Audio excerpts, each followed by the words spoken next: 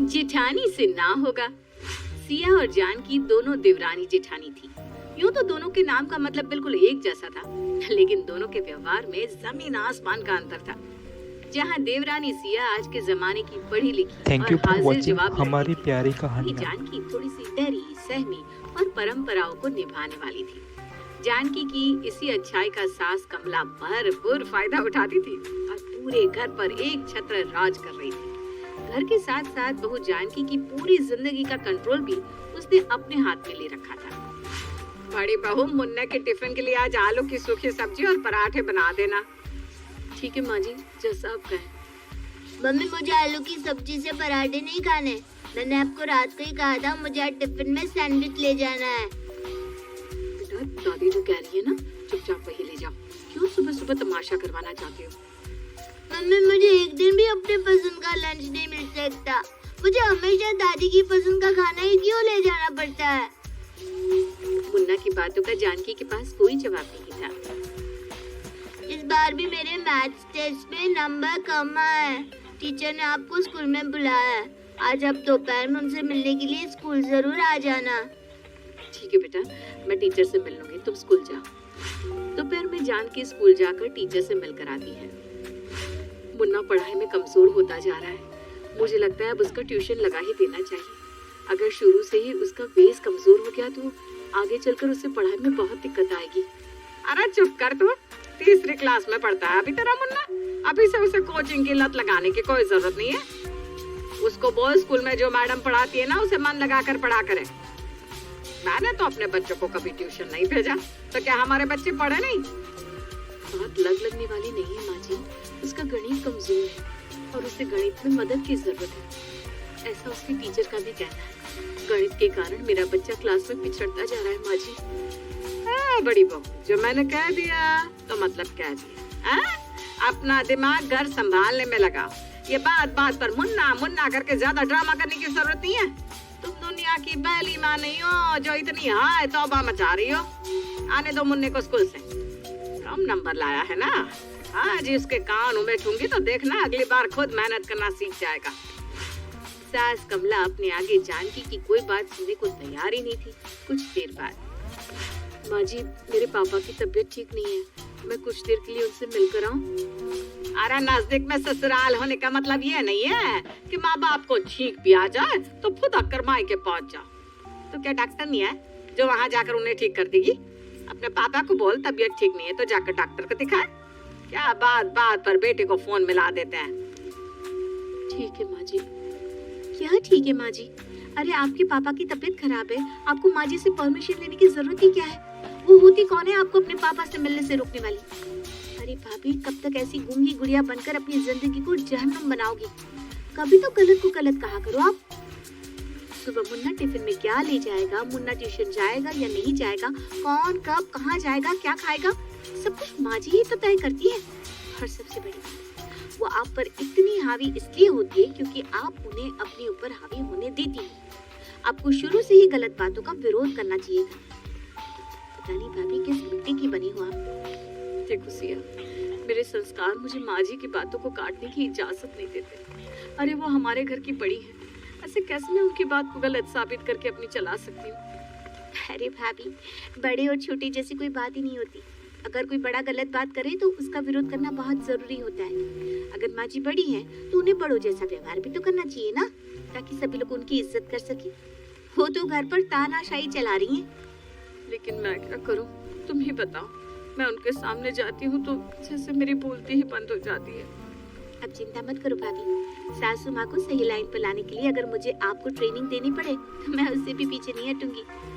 तो आपकी ट्रेनिंग का सबसे पहला चैप्टर ये है कि माँ जी आज के बाद आपसे जो भी काम करने के लिए कहें, आपको उसके उल्टे ही जवाब देने हैं। जैसे माँ जी कहेंगी कि मुन्ना के लिए पराठा बना दो, तो आप कहोगी मुन्ना के लिए पराठा नहीं नूडल्स बनेंगे। समझ गई आप? अरे हाँ, समझ गई। सिया जानकी को टिप्स दे रही थी, तभी उसे सास की कड़कती आवाज सुनाई दी थी। जानकी बहू। जी माँ जी। सुनो, कल सुबह 4 बजे उठकर 8 लोगों का खाना तैयार कर देना। मैं अपनी सहेलियों के साथ गंगा नहाने जा रही हूँ। सबका खाना यहीं से तैयार होकर जाएगा, समझ गई?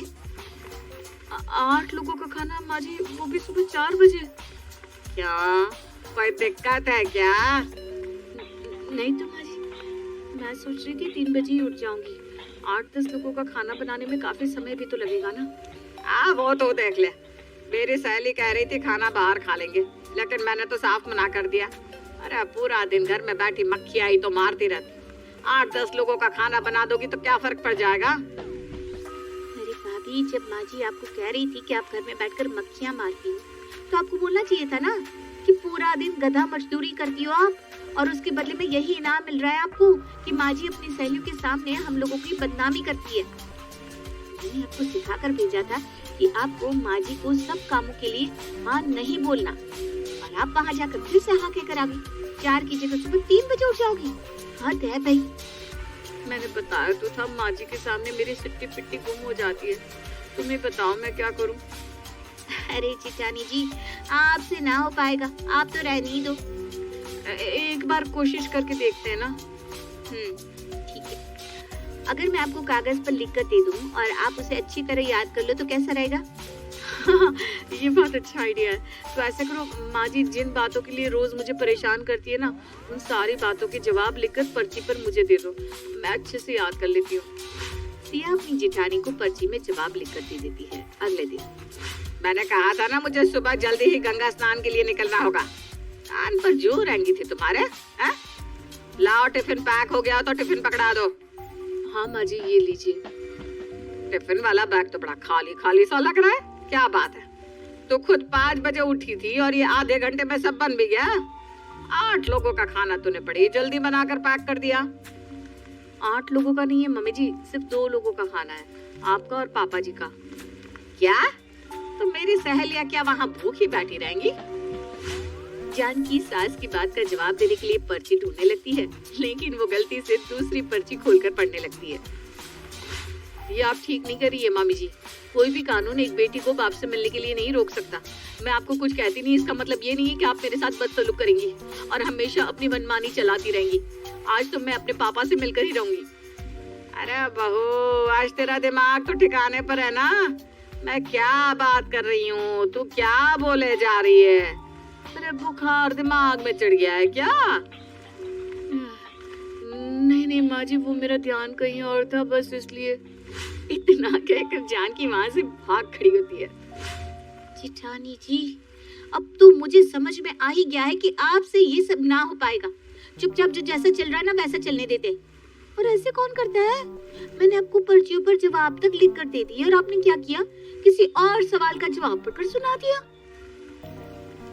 खैर छोड़िए, अब मुझे इस बारे में कोई बातें नहीं करनी। आपकी तो आदत हो गई है ऐसे ही माँ जी की गलत बातें मानकर खुशी खुशी यहाँ रहने की। लेकिन बुरा मुझे मुन्ने के लिए लग रहा है। अभी 3 दिन पहले मिसेस कोहली मिली थी। कैसे मैनेज कर रही हो ऐसे लोगों के साथ? ऐसे लोगों से आपका क्या मतलब है? अरे ज्यादा दिन अपनी जेठानी के साथ मत रहना। सास से बात करके अपना चूल्हा अलग करवा लो। अरे कैसी बातें कर रही हैं आप?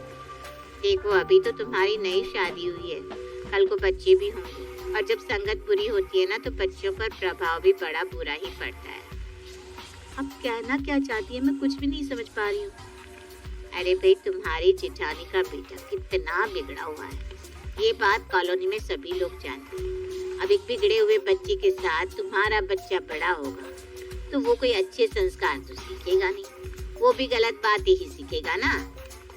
किसने कह दिया आपसे कि मेरा जेठानी का बेटा मुन्ना बहुत बिगड़ा हुआ है?